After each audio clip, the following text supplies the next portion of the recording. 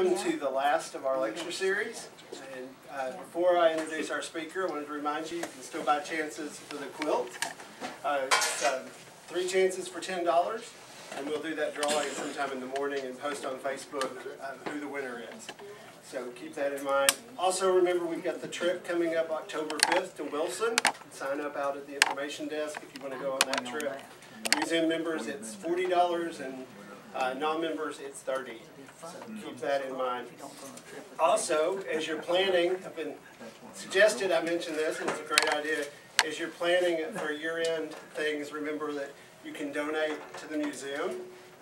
We operate pretty much off of donations here, so keep that in mind. All right, so if we're done with all that, let me introduce our speaker. I think everybody here knows her, but this is Johnnie Archer.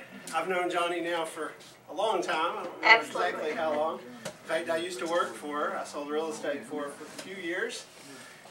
So I think she goes kind of without an introduction, but I have a feeling she has some very interesting stuff to tell us, and so I'll just let you go with it. Okay. Thank you, Rodney. Thank you for inviting me. I never thought my story was all that different or important or whatever, but I would like to give some background information about my family and Randolph County and why I am in real estate all these years. I am a 5th or 6th generation Randolph Countyan through my grandmother's side, my grandmother Talbot's side. But I tell you what, I'm going to have, here they are, got to have my glasses on.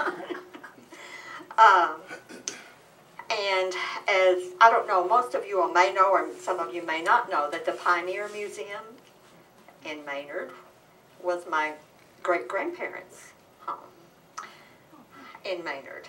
And it was across the field from where my grandparents lived at one time. And I know. Okay, I'm going to scoot way over here then. Okay. I have some pictures of that. I donated or gave some pictures to the magazine that they had on the celebration of the Pioneer Museum like they do every year at the 25th reunion of that, and this picture is in there. This is what it looked like, and I'll leave it up here before so you all can look at it. This is what it looked like prior to them taking it down, and how what they did was, I think it, I can't remember who it was it Red Piercy that numbered it, each of the logs and all the materials on it, and then put it back together at the park over there. Well, this is what it looked like in such bad status, like some of our other historical buildings here, like what Pam is working towards to renew something that is of value in our area, in our heritage here. And I think most of us are very interested in our heritage here. I know that I am. I don't keep up with and don't do a lot of research back, but what I do know, I like to try to share with my children and all, because I regret not asking more questions from my parents and from my grandparents and knowing a lot more. Like, I'm not sure if I'm the 5th or the 6th generation, or it may be more than that, you know, Randolph County. So, anyway, of course, you know, I guess all of us have that, and a lot of us have that regret that we don't know at some time like that. So. But my grandfather, John L. Talbot, my dad's dad, he was not a local, he was from Illinois, and I don't know how my grandmother and grandfather met. But anyway, he was a bank teller at Maynard Bank, at the Bank of Maynard for many years. And then I always thought that he had polio, but then I read an article in the Star Herald that was printed when he died that said that he had a stroke, so I'm not sure which it was. But my family always, I don't know where I came up with the information that he had polio, but that's what he was, anyway, he was paralyzed from the waist down. And so he had 7 children at the time. And So what he did, he sold LaGrange products. Does anyone know what LaGrange products are? It's similar to Watkins products. And he would travel all over the county. And I've had, years ago, when people did know him, they would say, your grandfather stayed and he was such a wonderful man and so forth. And they would, if my dad or my Uncle Guy were not able to go with him and help him out of the wagon and take care of the horses, then the people that he went around to visit and to sell to would help him. But I was told that my Uncle Guy and my dad would take a year out of school in order to help my grandfather, to help support his family, because times were very hard back there. They were, and I have some pictures also. This is my grandfather, what he looked like. Also, when when he was in his wagon on that. So, and I did bring some others. And this was when he was younger with my grandmother. They both, my grandfather, John L. Talbot, wrote for the Star-Herald. And then my grandmother later took over where he quit. And what he always titled it, and there I have the articles from his death, and then a little short article about him, and when he wrote for the Star-Herald, and it was only listed under Talbot. So I thought that was interesting, instead of like Maynard News or whatever, and that, but it was just Talbot.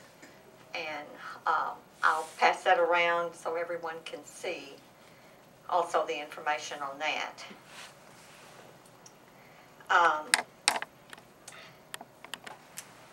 My first knowledge of real estate, I'll get back into the real estate a little bit, was in Phoenix, Arizona. My dad was a gypsy, I think. Anyway, so we moved from Pocahontas area. I was born on Mason Street near the Kincaids here in Pocahontas, and then we moved to Doniphan, Missouri. My mother and dad had a restaurant there, and they had a basement in this restaurant, and I was a young child, probably about three and a half. Anyway, the cook there, his name was Jonesy, and I can remember him and vaguely. But in the bottom of this restaurant was a pool hall, and this little girl would go down to the pool hall. They had bleachers, and I'd sit on the bleachers and watch the guys play pool. And then Jonesy taught me how to, or showed me, or made me fall in love with canned tomatoes. But he put sugar on it, and you'd eat it just like a soup, and we'd eat canned tomatoes that way. But anyway, from Doniphan, we moved to Phoenix, Arizona, and my dad sold real estate out there. And I was probably about four and a half or whatever. I went to kindergarten in Phoenix. And my mother worked at a little restaurant downtown, or it's called Sip a Soda. And she put me on a bus to go up to where our school was, and it was a ways up. Well, she put me on the wrong bus one time. Anyway, there's a lot of stories about buses and them putting me on buses. I always thought, they're trying to get rid of me. Anyway, I don't remember how I got to the school or anything else about it, but I did make it home, and I am, here. You outsmarted them. Anyway, so we moved back to Pocahontas and moved to Burrell Street. What year was that?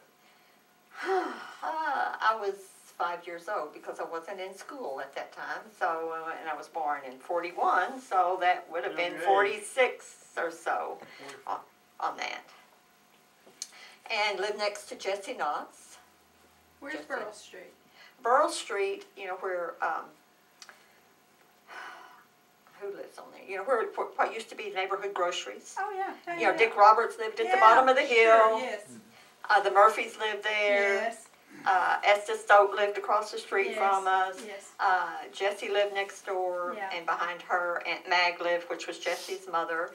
And then the Bramletts lived, and then the Wards lived. The Wards. I grew up with all of those kids, and I played with the boys more than I did the girls because I was a tomboy. I don't know if any of you all had the experience of playing with guns that you put Rubber guns. in or two. Rubber Rubber guns. guns, yes. Rubber guns. Get Yes. that? We Yes. still got Yes. one of those in our house. Yes. It's a modern version. Yes, but these were the longer ones and all. Well, this Did is that. And Melissa Tyner lived across the street from the Wards, and they had peach trees in their backyard. Well, when the tree was producing, I'm getting all off the subject. That's all right. That's all right. But anyway, when they were little bitty peaches, we would have green peach fights. We'd build forts and have green peach fights. And at that time, you could play outside, and we played outside all the time. After dark, played spin a statue. I don't know if any of y'all have done that. Spin the statue where you swing somebody around and you're supposed to pose like Yes. someone or something like that. Hide and seek and all. It's a Burrell Street thing. You hill kids played different games than us flat kids Kick the did. can. Kick the can. Yes. All those things, we did all of that. And Jamie's dad had a button factory or a button place in his basement. And we would always find the shells with all the holes in them and everything like that. So, and I know that John Allen French told me to watch some of these series, and I did some, but I didn't have enough time because I just started today preparing for all this. But anyway, I know when Frank and Dick were talking about and Ann were talking about the roller ring. Well, I grew up skating and going down the hill there, going down to the neighborhood grocery down there. And I forgot to say, does anyone remember Aunt Josie Sojourn? Yes. Okay, well she lived next door and she had goats. With her goats. Yes, and I love goats, by the way, now. Anyway, she would go around and collect all the garbage from everyone on that. But anyway, I would go down the hill, and I had scars still on my knee from all the skin things from roller skating down that, with the old-fashioned roller skates where you had the key and everything on it, so. And rode the bicycle all over. We would go to the theater, walk to the theater at night. The times were so different then. No problems, nothing, you know. And your parents could let you out anytime and not be concerned about it whatsoever. So it was a very good young years. And I lived there until 3rd grade. And then my dad got itchy feet again. And we moved to the banks of Fochie River. They built a house there on the banks of the Fochie River where the Taylors live. They don't live there now. They lived there first with the rock portico where you first go in. I don't know if you, right on the right-hand side. And the Reeds lived on the left-hand side across the road. Anyway, that's where we lived for several years. And that was my first experience of the one-room schoolhouse down at Brockett. And Mr. Buxton was, can't think of his name, he's deceased now, he was our teacher there. Lloyd. Probably, yeah. And I went through summer school, which was a shock, because I didn't want to go to summer school, because I wanted to play all the time, naturally, like I had been used to and all. But anyway, so did that. And then the road was gravel at that time, and the bridge was the old bridge. We lived there when it was paved and when the bridge was built. In fact, Mother had a border, each time, when one of the construction people were there working on it. And so I remember all of that. And the mail hack, I don't know if you all remember what the mail hack was. The mail hack would come from Pocahontas to Maynard, and they would carry bread besides the mail and things like that to deliver to Maynard. But anyway, I would ride horses all over and go up and down because, like I said, I was a tomboy on that. So anyway, but then itchy feet again, and we moved when I was in the 5th grade. We moved to Moriarty, New Mexico. My dad and David Boland's grandfather were good friends, Ray Boland, and he had this little general store with living quarters in it in Moriarty. And Moriarty was like, It wasn't even a 2-horse town. It was a 1-horse town. I don't think that we were there a week when my mother says, I can't do this. Anyway, so we moved to Albuquerque, which was just on the other side of the mountains, the Sandia Mountains there. And that's when the love affair of New Mexico started with me. And I still have that love. I love New Mexico. But Randolph County is my home, anyway. And we lived there till the middle of the 8th grade. And then we moved to LA, California. And this little country girl went to a junior high in LA, the city of LA, to a school that was larger than most college campuses in Arkansas at that time. 3 stories high. It was just really overwhelming to me, almost. And I remember that my locker was on the 3rd floor. And all of it had combinations. I'm not a number person. So I carried my books everywhere I went, all the time, because I wouldn't go up there to do the locker. I had a home ec locker, I had a PE locker, and I had then the book locker. And I just carried everything. So anyway, and then we moved back to Albuquerque. And we're there, and that was in the 9th grade, the middle of the 9th grade. And we're there a very short time, then we moved back to Arkansas. In the 9th grade, I was in 3 different schools in 3 different states. So, you know, he wasn't in the service and moved around, but it was just, but like I said, I've always thought that he was a gypsy. But what he gave us was the experience that I would not change for anything. The friends that I've made, the places that I've been, the things that I've seen, the things that I've learned. I can remember the first taco I ever ate. Ray Boland took my family down to Old Town in New Mexico to this restaurant, and that was the first experience of having Mexican food, which is a favorite naturally now. And Old Town in Albuquerque is a very dear place to me, a lot of memories, and anytime I have an opportunity I will go back through there. Anyway, and in California was the first time that I had pizza. So, and that was before they had migrated all of this back to Arkansas, because I remember that Mother would make tacos, and we would have company, and the kids never knew what, you know, tacos were. But it had become a staple because of our living in Albuquerque and New Mexico there. And so, you know, the cuisine, my limited amount, was different or improved from just beans and potatoes and the regular Southern cooking, which is best. But anyway, that was very good also. So let me see what else.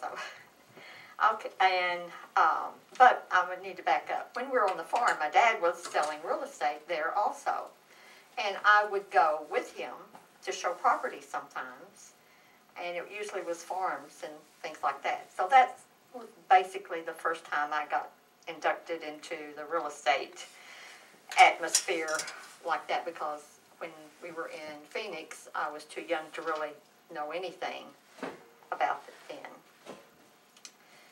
But then I got married to Jack Archer. And he was, most of you probably remember Jack, and from Dalton, and I have a lot of deep roots in Dalton also, Maynard, Dalton.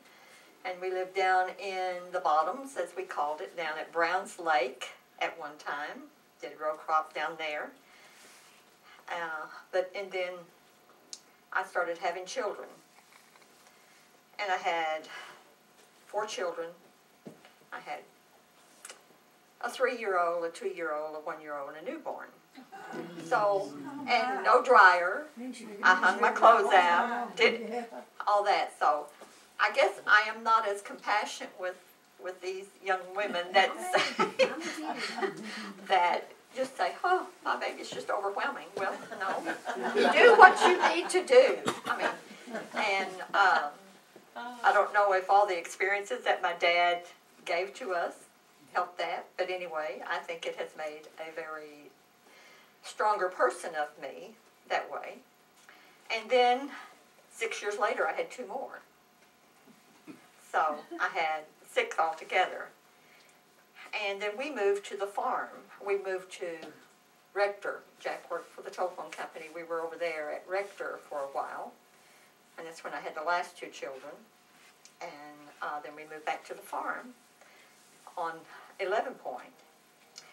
And so my dad kept encouraging me to go to real estate school. I'm getting into real estate now, what Rodney had asked me to do. And anyway, so I finally said, okay, I'll go to real estate school.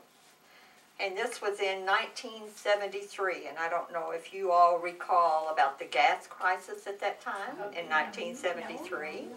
Well, Bob Adams, I don't know if any of you remember Bob Adams, was a teacher at Pocahontas, and he and I went to Batesville, to school over there. We had gone through Imboden and Smithville, and that year it had rained a lot, and we got too close to Strawberry and had to turn around and come back because the Strawberry River was out all over everywhere, and had to go back around through Hardy in that area to get to school. But my eyes were really opened about real estate when I sat in class and started learning about all the terminology, all the math, all the things that go on with real estate, all the legal things that you have to learn with real estate. But this was in the spring, and I did not go to take the exam that year. I'm not even looking at my notes. I'm just anyway. I said there's just too much for me to digest, and I have too much because I raised a garden. Back then you did all your cooking from scratch. You raised a garden. You made your kids' clothes. You did all this. I didn't have the time with 6 kids, 4 in school, and a 2-year-old and a 3-year-old. I did not have time to study like I knew I needed to study to pass the exam. Because my dad said, well, you go for the broker test instead of going for the salesman first. At that time, you could, if you made a high enough score, you could get the broker test. So I waited a year, and so I said, okay, if I'm going to lose what information that I had before, so I went back to the school again and took a refresher course, and then studied and studied and studied. In fact, there was a local real estate agent that told me that I would have to know square root. Well, this little gal had never done square root, was not a math person or a spelling person, and I spent many, many hours learning square root. Wasted hours because that was not a requirement or anything. But I was naive, and I believed everything anybody believed me. And all my family was in the other room watching television and having fun and everything, and I was in this back room here studying with my nose in books and all. But I did pass. At that time, you did not have a calculator. You filled in the blanks, no multiple choice, and you had to spell it correct. As I said, I'm not a speller. I have self-diagnosed myself as being dyslexic because I transpose letters and numbers all the time. So, and I know I was never been tested or anything, but I said, surely that's the reason. That's my excuse anyway on that. So I have to really be careful with numbers and have to really remember. But I did learn. I did pass the test. I did get a broker's license in 1974. I didn't work full-time. As I said, it was not feasible. I lived 18 miles out in the country, 5 miles of gravel. And with all the activities with my children, they were involved in the school, in the sports, and everything else, I just didn't. And later on, when Jack had some heart attacks and different things, then that's when I got back into it. And that was I don't know if my dad's wisdom that I needed a backup plan or what. I had had some college, but not enough to be a teacher or anything else. But I don't know if that was in the back of his mind or what. But anyway, I'm thankful for what he did and to get me into real estate. So I went to work for a company and worked there a while. And then I went to another company. And then Jack and I bought a franchise, Century 21, and we opened our own company in 1986. And with Century 21 until, I didn't look up the years or anything. It was after Jack died, and he died in 2005, so it's probably 6 or 7 when the renewal came up. And I made the decision because at that time you gave quite a bit to them, and they had changed a lot of things with their company, and I didn't see any benefit of giving them in our area here all that. And I thought, well, hopefully I had built my reputation enough to survive. So that's what I did. But during the meantime, I had the lady that works for me now started working with me, as a secretary, office manager in 1993, Joanne Bradley. And she's been with me all these years. And she knows more about me and my business and everything else than I do, I think, because she takes care of all of that and all. And I had 3 female agents at that time, and I said, I need some men in the office because not everyone is comfortable with a woman showing them property. I always carried jeans and I carried boots or something in the car with me because I'm a country girl and I knew how to show farms and everything, but not everybody wants a woman to go show them property like that. So I started praying, and I prayed, and I got 2 agents in one day, 2 male agents, Tommy Gray and Joe Defani. Well, Tommy's no longer in Randolph County now, but he worked for me several years. And then, but Joe, this was in 1998, and Joe has been with me ever since.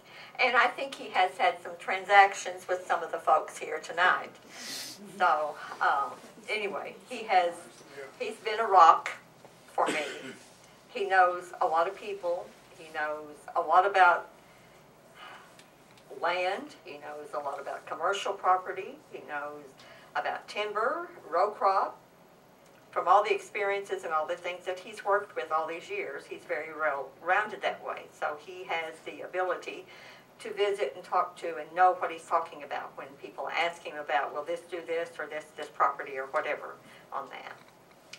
And then in 2006, my daughter Julie Courtney came to work full-time with me. She had worked as an abstractor for many years, and then at that time, Joe Martin had Randolph County Abstract, and he wanted her to move up to the bank up there and be a loan officer up there, and she was a loan officer up there for many years, so she was very familiar with all the loans and all the things that go on with that. She and still is very knowledgeable, more so than I was, because I didn't have the background of the loan, the lending and all that as she did.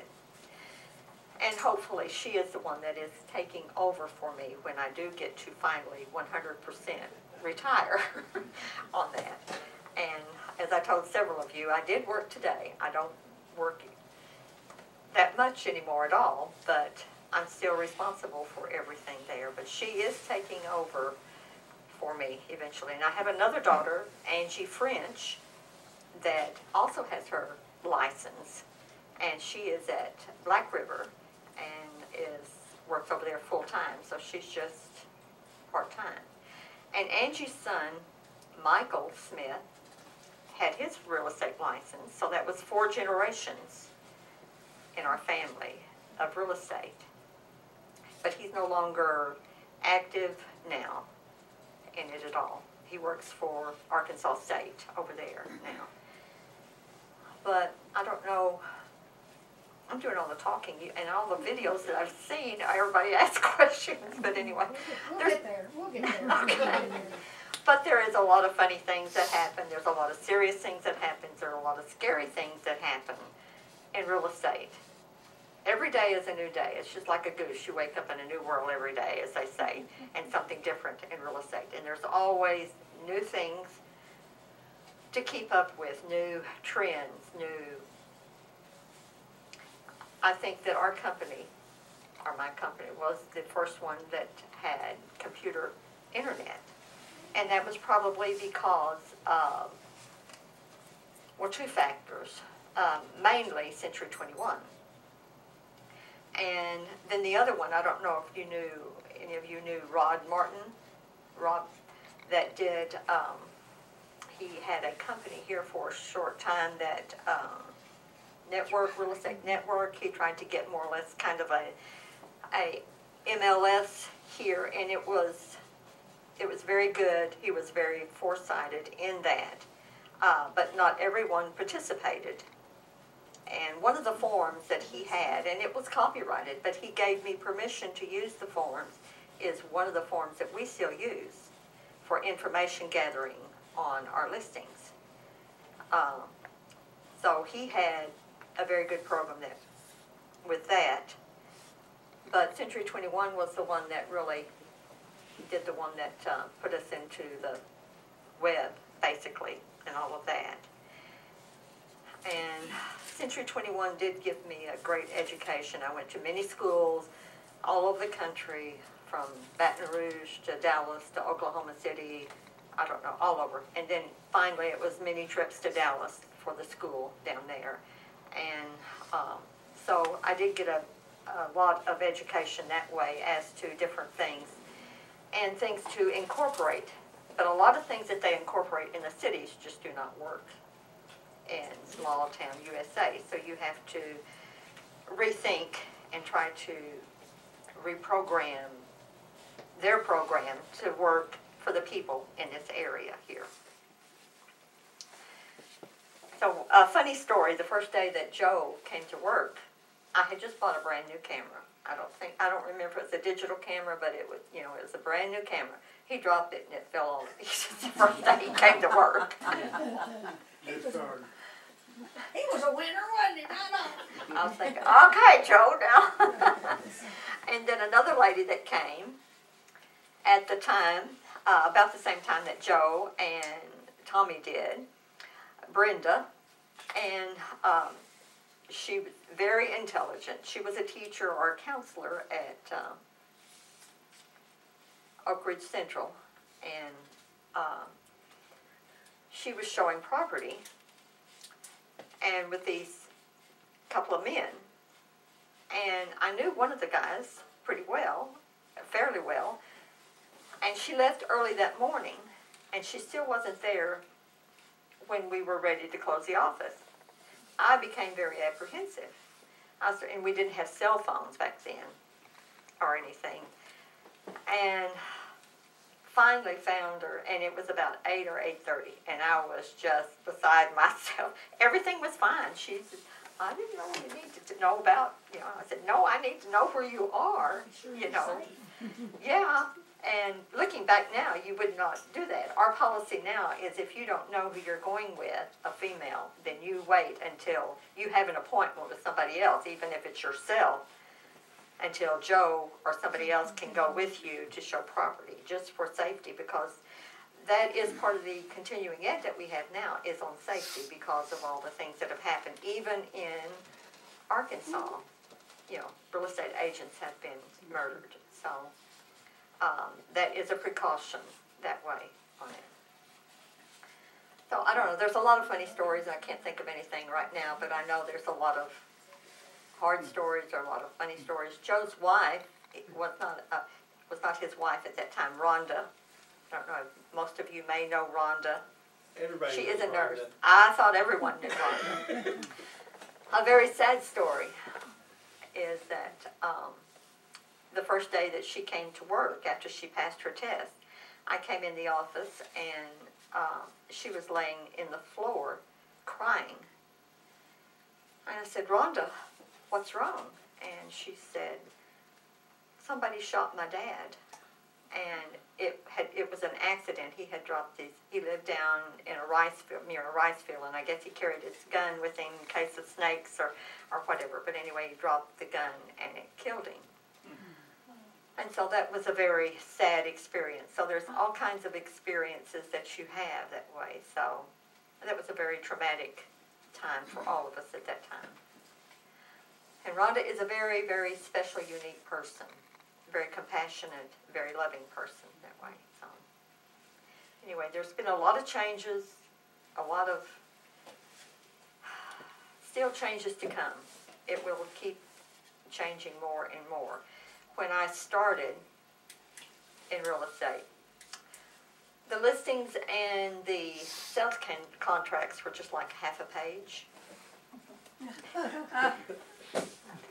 And I brought some current contracts. I have an old contract that, but I couldn't find it. Like I said, I didn't start looking for everything until later. But our contracts to sell a home now is 12 pages long. All the things that are in your contracts now, and I've marked through these, the different things that have been added to it over the years is because there have been some sort of problem or something. And so it has to be addressed. So it's always changing on that. When you do a real estate transaction, our files now are about like this. It's just unreal how it has changed that way. But I will pass this around, or you all can look at it, or whatever. That is just, if you're making an offer on a piece of property, this is what you do. But before you even start to talk to the people, you have a form that you have to fill out from the Arkansas Real Estate Commission that is representation. And they used to give us these. They were blue and all, but now they don't, so we have to make copies of them all the time. So it shows who before you can even talk to anyone, you are supposed to fill this out, so they know who you are representing in the transaction. So this is number one that you have to do on that. And Johnny, haven't you told me that the building, you know, bearings here, the little building down at the end of Bettis Street, it was a bus station at one time. Wasn't that your dad's office, real estate office at one time? my dad had, I've got a picture of him here. He had Safe Buy, and this is a picture of him. Pass it around if you want. You know where the Y is down there? Coming this way, he had a little building right there. Then I think at one time they tore it down, and at one time we had this thing of the representation of the court square down there, a little billboard type thing right there. He had an office there. Then across the street from that, they bought a house there, and there was a little building there. And that's where I worked for him sometimes when he was gone or needed to be, or something, during the time when I was not working full-time. I was just taking care of kids. And you used to have one of his real estate signs in your office. I still have it. Yeah. I should have brought it. I didn't I just remember think about it. I have Talbot Realty, yes, it's on that. What years were those that he? Oh, get your line up. When It did it do was- away with the abstract of all that stuff, the history of the land, you don't have to have that anymore, do you? When did they go title insurance versus abstracts? When I first started, it was always abstract with a legal letter from an attorney. Had to be an attorney to prepare the legal, what is the word I'm looking for now? Anyway. Description? No, not the description, no. for, to see if the title was good. They would look at it, to see if what they felt like. They would look through the abstract and see if the abstract, they felt like there was clear title to it. And, the year that we did that, I'm trying to think what year it was. You got a picture of that at home? Is this your dad? That's my grandfather. Okay. That's my that is the cabin at Maynard before that is my grandfather and grandmother. At some point, Same man. Yes, at some point before this went to the right. Maynard, Bill's family owned that property. In between there. George Hay and that. That was their hay barn. Now, the JCs at Maynard were the organization that did that. Do you want to see this? I forgot what JC stands for, but anyway. I'm not sure what year it was when they changed from that, but now there's not anyone, to my knowledge, that does. And that's sad in one respect because there's so much history in the abstracts. Title insurance is necessary, but I would like to still see the abstracts, and I have several abstracts that were different properties that I have now. But no, You can still get the abstract company to build you one, Yes. but it costs it costs mega bucks. Yes, it does. We've had abstracts for that building and the property in the country, I believe. And they're very interesting. Yes. But I've Yeah. always passed them off to the next owner. Yes. I felt like they should have it. Yes. I didn't need it, so we always gave them to the That next. was the custom for most people, wanted it that way and all. We So, asked if they want them now. Yeah. Were you an only child? I'm sorry? Were you an only child? Oh, no. I'm the youngest of 4. And they call me baby, and I resented it, and I still don't like to be. I was never one that wanted to be rocked, or I was very independent, I guess, all my life. Kind of like some other people I know. Who was your mom? Not calling anything. Tell about your mother. Who was your mother? My mother was Dora Chappell. Chapel. She was raised at Palatka and Clay County. My dad was a school teacher at Palatka. That's out of Corning, between Corning and Success. Out in the park. dad being my Sunday school teacher. Yes. Memorizing a lot, yes. Anyway, the school only went to the 8th grade. And my grandmother did not want her to board in Corning, which was probably not 5 miles, but at that time there was, yeah, it was a long way. So she went through the 8th grade again to go to school. She played basketball, and that was her one of her favorite things to do is to play basketball. I guess they had a team at that time and all, but I can remember her saying that. And my dad was her teacher. And they eloped when she was 16 years old. They eloped and all. And she told me what happened and when they got married, and I put it in some books for my daughters about the experience, and I have it handwritten from my mother also on that, and it's very special that way on it. But my mother was a very sweet, dear woman. Everyone that knew her loved her. And she was called, by some of the grandchildren, she was called Grandma Babe, because my dad always called her Babe. And he wrote a poem for her about Babe. And then my children always called her Nana. So it's, and I have many names. I have Grandma, Grams, Papa, from my youngest grandchild, has called me Papa ever since she was 1 year old. And that will be from, whatever. That's just natural. G-Ma. So anyway, I guess all grandmothers have all these different unique names and everything on there. So Your mother must have been a very sweet person when he was little. You know the story. during World War II. Sugar ration time. Story is, she'd set him on the counter and feed him sugar. Because he liked the sugar. She'd feed it to him. And his mother may not have, but His she mother, would. well, his mother probably didn't, but she did. Your mother did. That's best family. I don't know of anyone that did not love my mother. Well, that's when you said sweet, I went, I don't know of anyone.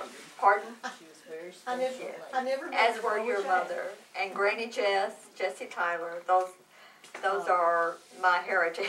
You know, those ladies Nobody are. Yes. could So when be did your Jesse. dad start selling real estate? I really don't know. He sold in Phoenix, to my I knowledge, think you know, that's the first time he sold. that I can remember. And there's no one now for me to ask any questions right now. That's why we need to tell our children so they know our history if it's not written down somewhere like that. At what point in real estate did you have to be licensed? I don't know the answer to that question either. I called the real estate commission today to see if they could send, like I said, I waited too late to do my research to get some information on how many hours and when the continuing ed started and some different things like that in real estate. Because when I first started, you didn't have to have continuing ed every year. You know, once you had your license, You and win. yeah, you were in, and they didn't teach you anything. You didn't know. You just had this thing on the wall, and you had to, at your own risk, you know. Stick your own neck out there and see if you Yes, can get it chopped yes, off. to do, yeah, on that. But I am thankful for all the information that I got from all the companies that I work. Yes, ma'am. Johnny, what are some trends in buying and selling real estate? Not the paperwork and all that, but what people are interested in or what people are selling. Are there trends like that that you can identify? Yes, they change from all the time. Now, it depends on what generation you're talking to and a lot of things like that now. There's a lot of people that, like my age, are downsizing. They want something less maintenance. So they're looking for a smaller home instead of, you know, all the yard work like I have and all the house that I have too much of. But I'm attached to that old house and, Sell it but to they your are looking, kids. pardon? Sell it to your kids. Or grandkids. They don't want the maintenance of it. But that is one factor. New, like, and that house is still pretty much like what a newlywed or a single. We have a lot of singles that buy houses now too. So they're looking for something smaller because most of them all work and don't have the time to do a lot of the maintenance and everything like that. People that have children, they want, you know, how we used to have a living room and dining room. That's not as much in demand now. It's just like a multi-purpose room where people like to have that sort of thing. Always more than one bath. And most of us grew up with just one bath. Or none. Or none. That's just you, LMA. Well, I didn't know it was that bad. But, Yeah, back we lived indoor plumbing until I left home. Sorry. I'm Now, not the house you live in was the McFall's house, right? the, McFall, is that? the Daltons built it Oh, okay. years ago. And it was built, to the best of my knowledge, it was built in 1927. And it was farmland there. There was not anything around there. And if you, there's still a lot of characteristics in that house.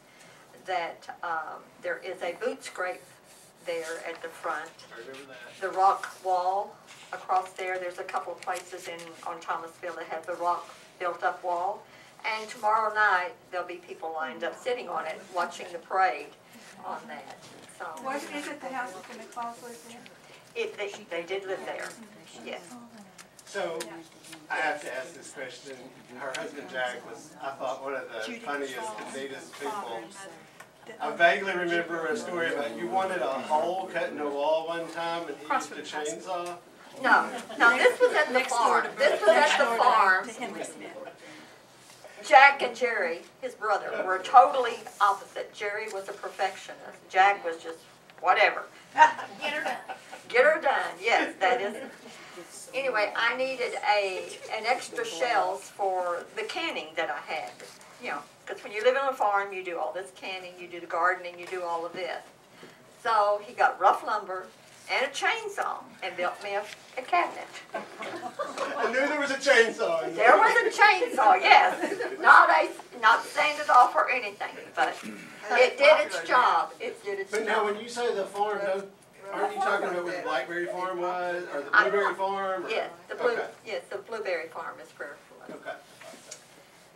Yes, there's a lot of history in our. You were ahead of yourself on that rough lumber thing. Yeah, that's true. That's really it. I was happy to get the cabinet. He has a question for you, Johnny. You know what year the blacktop in Pocahontas demanded, what year? It was in the 50s. Sid McMath did it when he was governor. Clyde Cherry was governor. Oh, I thought Sid McMath was. 1954. The Pocahontas band went up there and they had a. Oh. And he was in the band. I was thinking Clyde Cherry, and that might be. Foshie River Bridge was built in 1952. I looked at the plans today. I used to play under the Foshie River Bridge after it was built. That was when it was accepted. It took a couple years to build it, or a long time. And we lived there all during that long time. Pictures that we made. Pardon? We were in high school. We were seniors. No. Oh, that's an Engelberg, that's an Paved Engelberg. that Manor Brook. Yeah. No, this is the one on 115. It's a good bridge, it is. The Blueberry Farm. We graduated in 53. Yes, That that was is, Jack's parents' farm. Okay. What'd And they say? we lived there. I know the first That's time when they that Jack took me out there, I was in Jack and, do y'all want to know all this history about? Just air all This is supposed to be real estate. Y'all are getting me all sidetracked. It's still interesting. Okay. When I saw Jack Archer, I was in the 9th grade. And of course, Jack was short, and I thought he was the cutest thing I ever saw, and I still do. I think he was. And so we dated occasionally. And the first time he took me to the farm out there, which I later lived for many, many years out there, I thought, there is no one in this world that lives that far out in the sticks. His dad named Cyril Archer, wasn't he? Cyril Archer, yes. Hold a load of corn, shelled corn one time. His family, the Archer family, was originally up between Dalton and Oak Ridge Central area that way. There was a large family of the Archers up there, and his dad was Jess Archer, and I have a granddaughter that is named Jessica, that is named after Jess. But then they moved to Portia, and that's where Jack was born, down there. And they moved up here when he was like 5 years old or so, I think, he and Jerry, and all the rest of the boys also. There was a family of 4 boys. Ronald was the oldest one. Ronald was the oldest William. one. He was the last one to die. And then William. Yes. So, All right, we have time for one more question, I guess. Anybody have a question for? and I have all these things here that you all can look at. All right, if nobody has a question, let's give her a hand.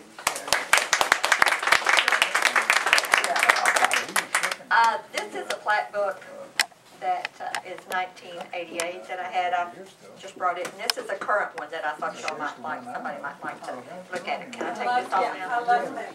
Huh. I love our old plat map.